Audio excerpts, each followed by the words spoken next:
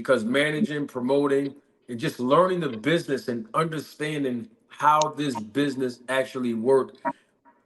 On this channel, one of the things that I take pride in outside of the entertainment value is the educational value and educating the boxing public and boxers in general about the business of boxing and still being able to preserve the integrity of the business, right? Mhm. Um, how often in your experiences do you see so many fighters who don't understand the business, even though they're talented inside of the ring?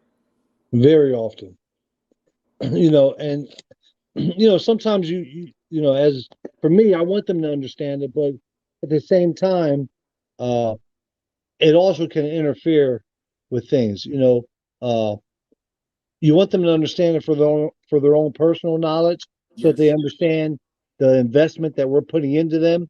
But on the other hand, you almost want them to just look, focus on fighting, because when they start trying to focus on boxing, the management of it, the business end of it, it becomes a little bit too difficult for them to separate Yep. the two, you know. And so then they start questioning everything else around them instead of Yes. focusing on being the best boxer they can possibly be. So uh, that's a very challenging part, Oh yeah. trying to educate them. And look, hats off to Bernard. Bernard did it, but Bernard got to a point where I'm sure everybody's always heard Bernard didn't trust anyone. He didn't trust anybody. You know what I mean? So that's what made it very difficult for uh, people to even want to deal with Bernard, because he was his own manager and he didn't trust anybody. There was a time when Bernard started out, he had as a manager, but then he got rid of him. You know, uh, and then he started just managing himself. But Bernard was always very difficult to deal with, to say the least. Yeah.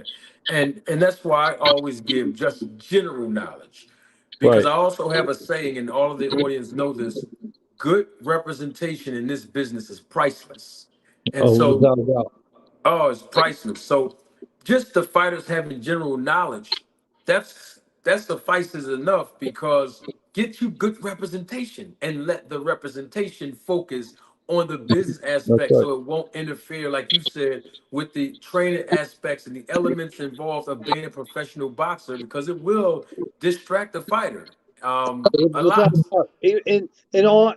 In all ways, even having good representation, uh, as for a boxer to have good representation from a promoter standpoint as well. Because a lot of them, they think, oh, the promoter's going to just keep me busy, or they're going to do this. I just had a conversation with someone the other night, uh, in regards to a female boxer, and they said, "Oh, well, so and so is willing to sign us, but they're willing to give us 5 fights a year."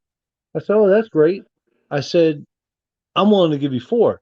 I said, "But if they give you 5, that's good. But what happens after you get those 5 fights? Are they going? Do they have relationships with other big promoters in the business to take you to the next level?" And that's one of the biggest challenges.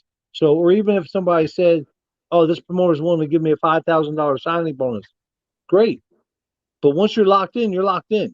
You That's can't right. you can't just get out. That's right. It's not as easy to get out. And That's right. then next thing you know, they're looking back on it a year later, 2 years later, wondering why they made the decision they made. And so Mhm. I try to educate other people to say, hey, look, don't just look at that signing bonus or the fact that they're going to give you this much, because a lot of them fail on that. And when they fail, even if they fail, now you got to take them to court to try to fight them. And 90% of the boxers today don't have the money to fight the promoters or the managers in court. That's So correct. you have to be very careful on selecting someone that you're going to, in a sense, get married to in the boxing business.